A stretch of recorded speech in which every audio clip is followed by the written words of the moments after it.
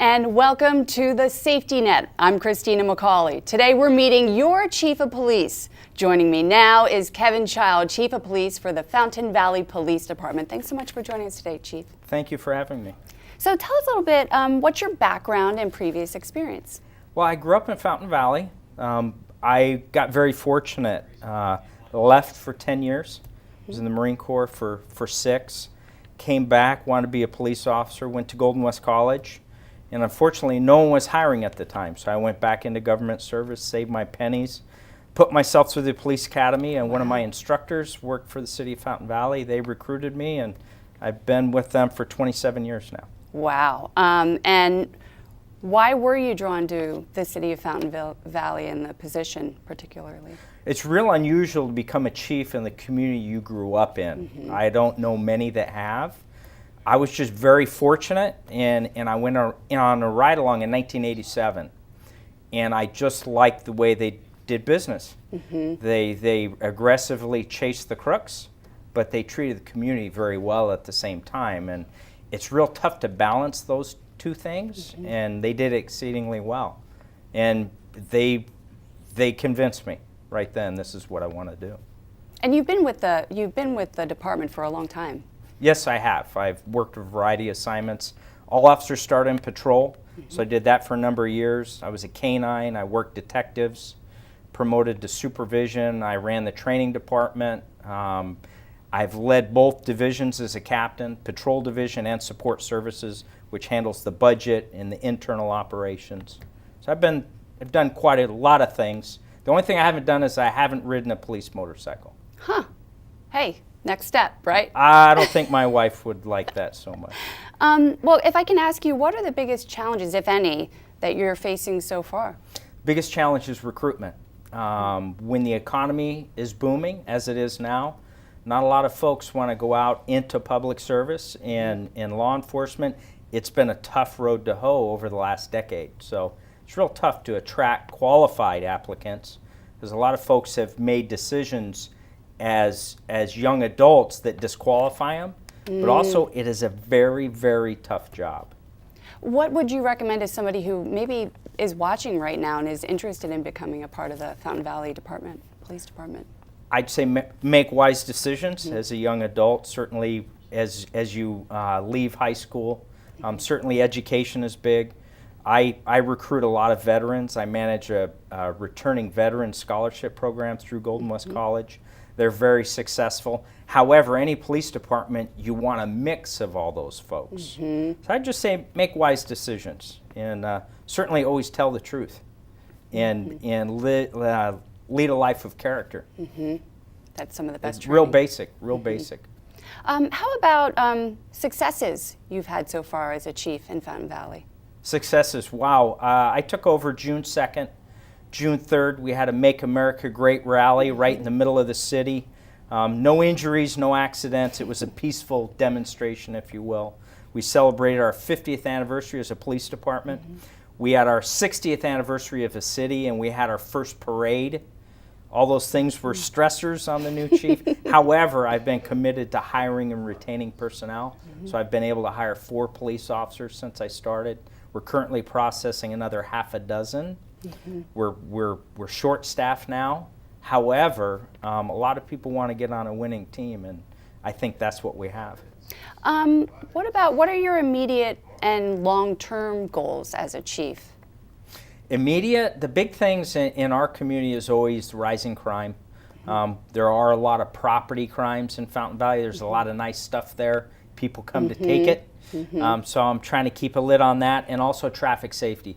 Very important. I've met with the school superintendent, Dr. Mark Johnson, and we're committed to keeping our kids safe as they get to school. So we have some plans we're going to kick off at the start of the year after everyone returns from the holidays. So the neat thing in Fountain Valley is it's the little city that could. Between the nonprofits, the volunteers, and the professional staff, we consistently hit home runs. We really do.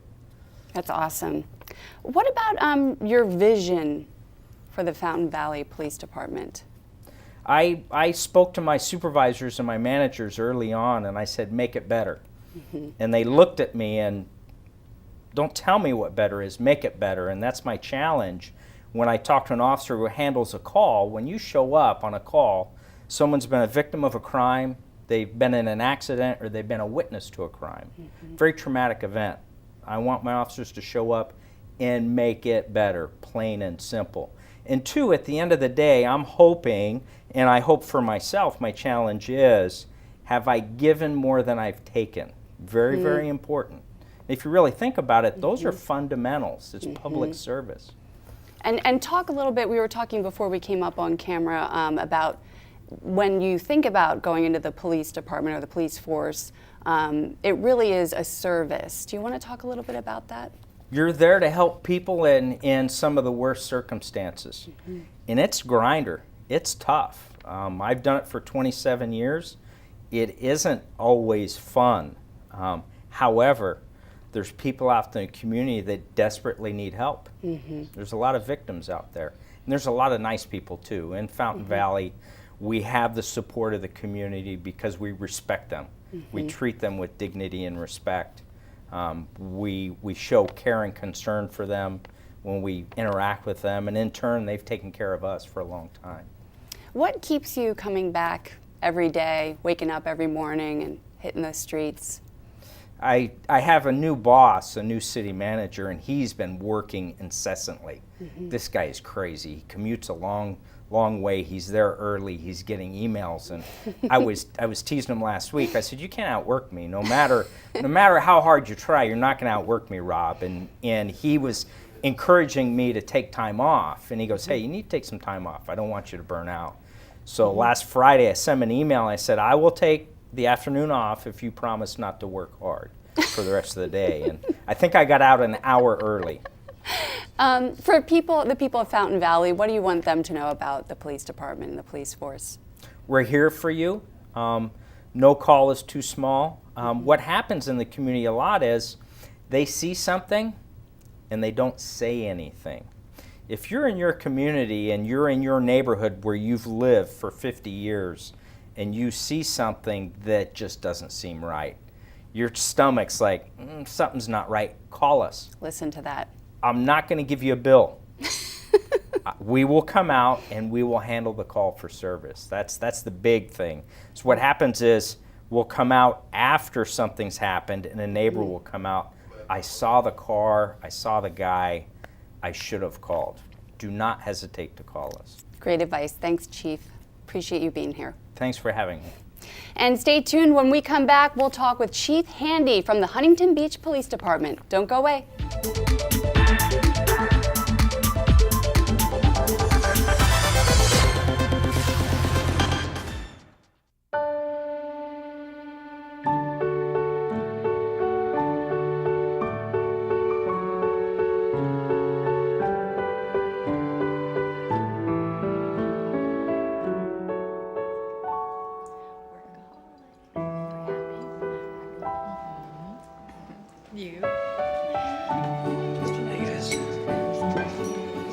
Dinner makes a difference. Learn more at casafamilyday.org.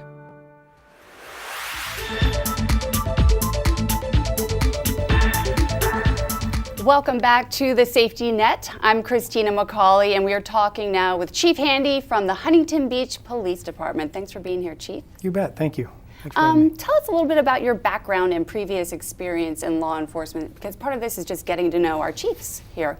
Sure. Originally, I started in the Phoenix Police Department. I did 21 years of service there, worked in a variety of different assignments, and I left as a commander, and I went to the city of San Bernardino as their police chief in 2011, and then I came to Huntington Beach in 2013, and I've been here since December of 2013 in Huntington Beach. And why were you drawn to this city and being the chief here in Huntington?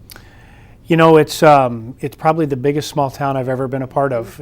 We came here a lot when my kids were growing up. My daughters were growing up playing competitive softball or travel softball. We'd come over from Phoenix all the time. We were over here several times a year, and we love Huntington Beach. So when the opportunity arose, it was a natural fit for us.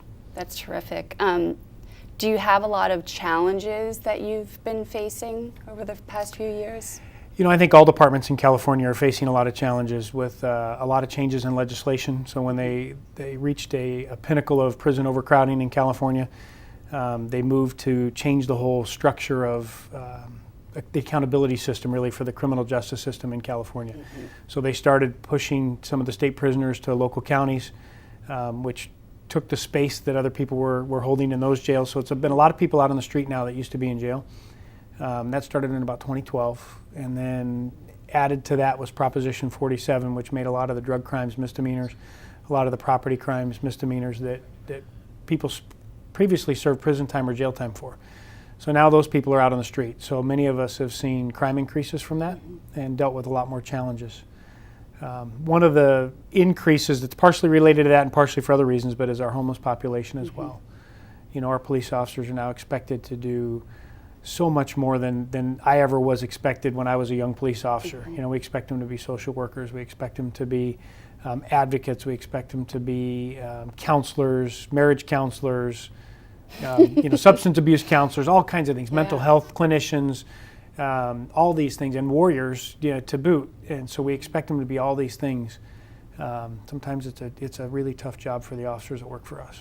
Do they go through specific training now for those sorts of things? They do. So we've, in the last few years, last 5 or so years, the profession has started mandating crisis intervention training for mentally ill people.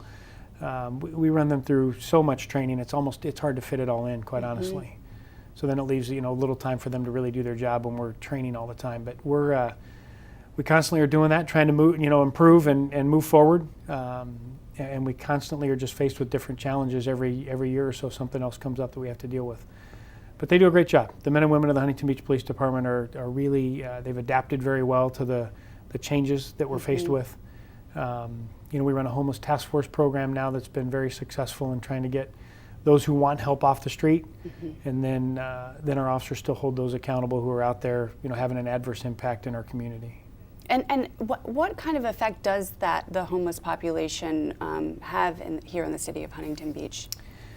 I think it's a lot of it. There's a lot of crime, low-level crime. So we respond to about 475 calls a month related to homeless people causing disturbances. So that's quite a workload. And those disturbances are from trespassing, you know, sleeping in business doorways, or public urination or defecation, or drugs out in the open. A lot of things like that. But really, I think the effect of the homeless issue or challenge is people's perception of safety. So if they're walking down the sidewalk and there's 3 homeless people laying on the sidewalk, they don't feel safe, even if those people aren't doing anything wrong. So that's a big challenge for us to be compassionate, to work through the problem that the homeless people are experiencing, and balance that with the needs of our residents and our businesses and visitors. It's always a balance. It's such a good point that you bring up there. Now, let's talk about some of your successes so far, Chief, here. Well, really, I don't really have the individual successes. It's really the department. So I'm just a member of a team of 340 employees that show up to work every day and do their job. And they, the police employees have really embraced the community here in Huntington Beach. I think that's one of the successes that I've seen, is they are doing a great job interacting with the community and understanding what our community's needs are.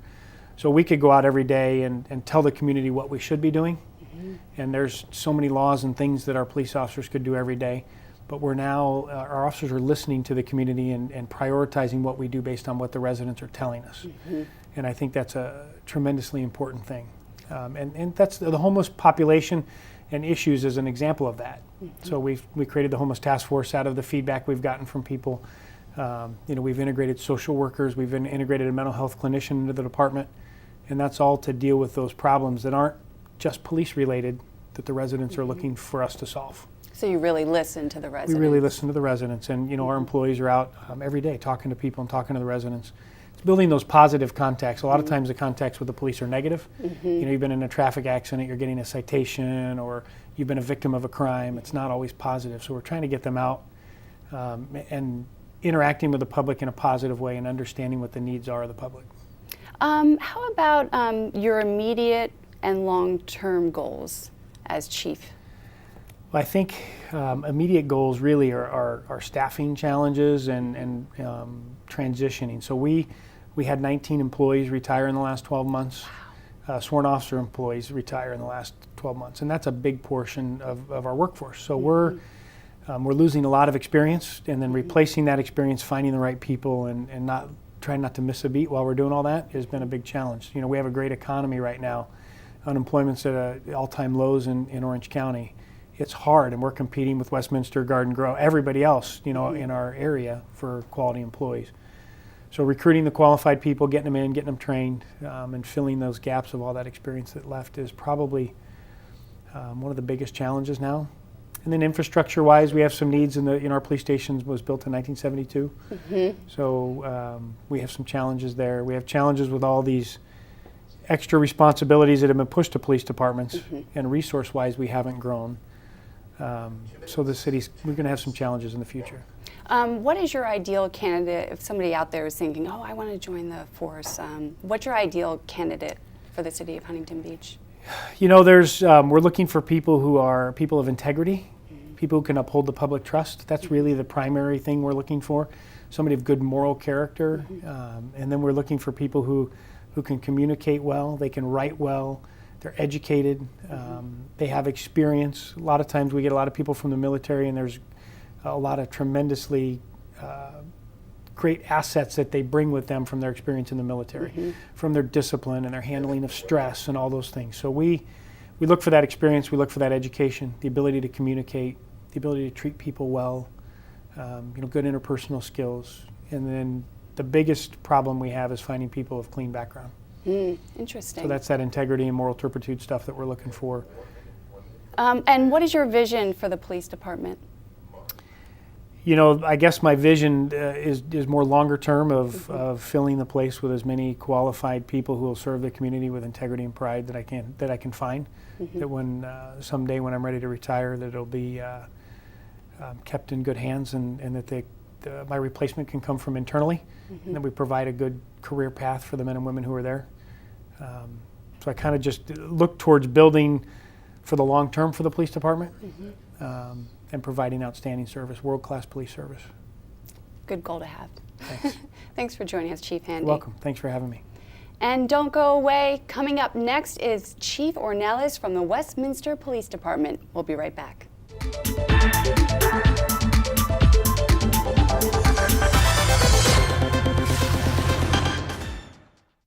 Gaining weight was easy. All I had to do was sit down and eat. Losing weight's a lot harder. I have to work at it every day. But with every step, I lower my risk for type 2 diabetes and heart disease. And that makes every step, every choice, every day very much worth the effort. Learn how you can help stop diabetes by losing weight, eating healthy, and staying active. Visit checkupamerica.org or call 1-800-DIABETES.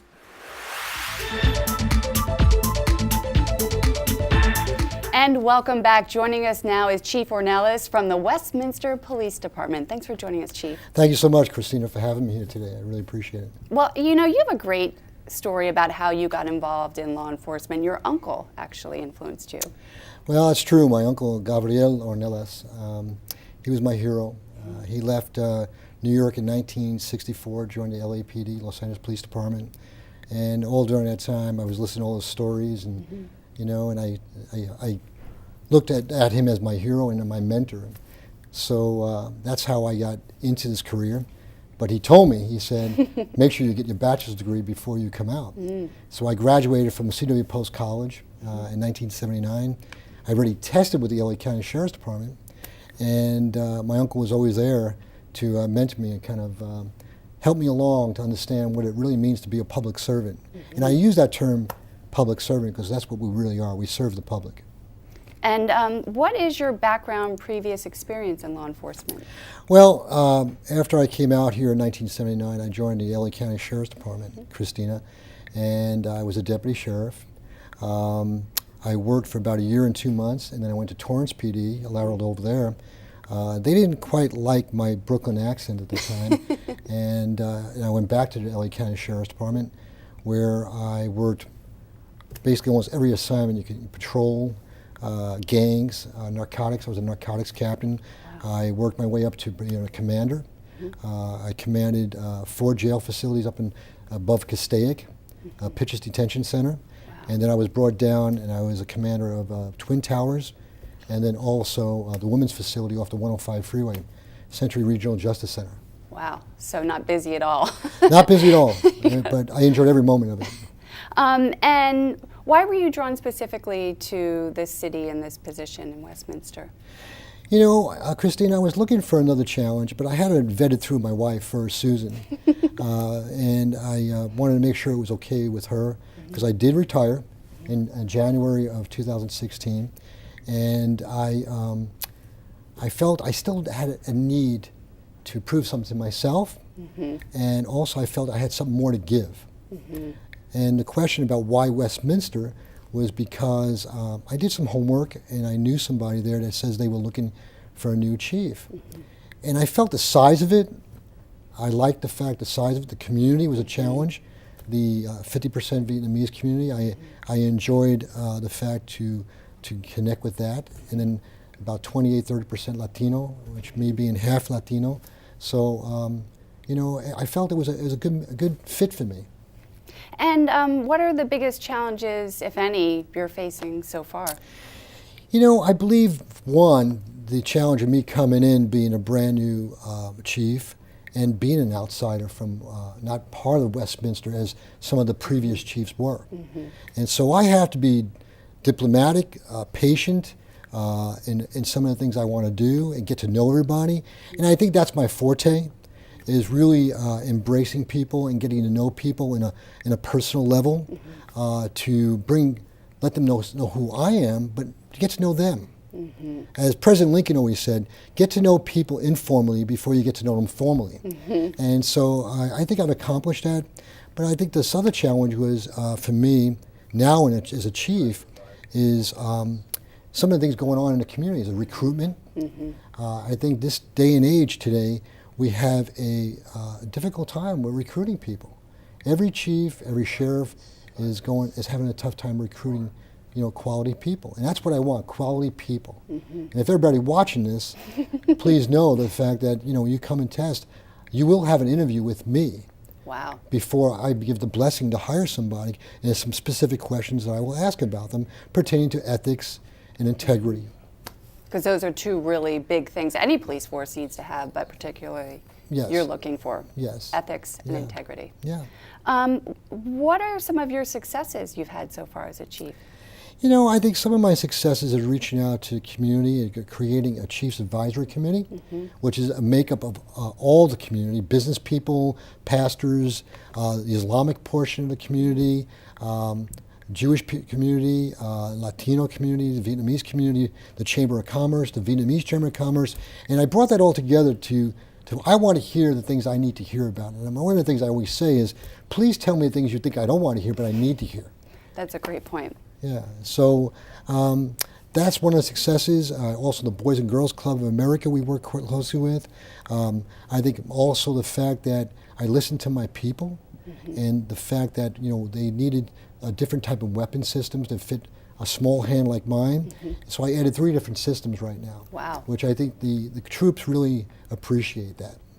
You know, and you know, can I go back a little bit when you had a challenge? Because I like to say something about that. I want to get to the audience to see it, to hear this. You know, the challenge of all chiefs of police and sheriffs across California now, with the rise in crime, is all the thefts and all the drug charges, because everything would happen after Prop 47, AB 109, and now pretty soon Prop 57 coming into play. Prop 47 does allow criminals into the jail. AB 109 is now let more people out of jail, and it's made 58 counties more into state prisons. And now pretty soon Prop 57, Christina, is going to let people paroled sooner.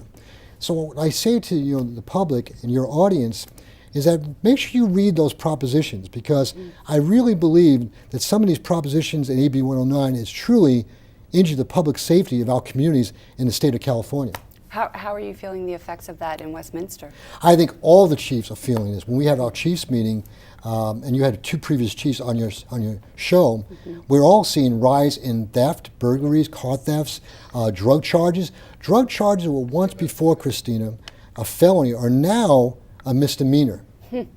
And the sad part is that the people we're arresting for drug charges. Before, drug court would demand them to get drug rehabilitation. Now that program's not in place, Christina. So what happens, Ralph Ornelas now gets put out, and to keep himself healthy, his habit, he's got to commit certain crimes. Well, and you speak about, the other chiefs. How important is that collaboration with your surrounding police department? It's so important. You had Chief Rob Handy there. Just to give you an example, we had a burglary the other night in my city, but guess what? Huntington Beach and Fountain Valley both had to help us on the major containment. Certain resources we share with each other. So that is so important. And one thing I found out, Christina, is really great, is the relationship with all the chiefs of police in Orange County that get along and communicate real well. I would imagine it's so important because, we're all so close. We're neighbors. We're neighbors, close neighbors. But not only that, Christina, because we're all stretched with resources. Right now, Westminster Police Department, my department, has 73 police officers. At one time, there were 106. Now, the city council and the mayor have budgeted, allowing me to go to 89, which we're working toward. And I know, Rob and Kevin, they're stretched too. Let's talk about some of the spiffs per se. If someone is thinking of joining your police department, that you've had certain things passed, where on signing and then. Well, thank you for bringing that up. And we are in a recruitment campaign, ladies and gentlemen. One of the things the mayor and the council has passed is a signing bonus for laterals. That means if Ralph Ornelas wants to come from Long Beach or some other agency to Westminster, it's been approved by the city council to pay Ralph Ornelas $5,000 up front, and then the other $5,000 when he passes the probation period. It's a great incentive. Yes. And your vision for the police department before we go. Before we go, the vision, and thank you for saying that, my vision is to expand upon community policing, is to make sure that my officers, number one, let me go back a little bit. I'm a role model, and I got to set the tone how I engage the public. So I have to lead from the front. And it starts within the House of Westminster. I treat everybody, my employees, with respect. And this way, if I respect them and listen to their ideas, my officers, when they go out in the street, I want them to emulate how I conduct with myself with them and treat the citizens with respect.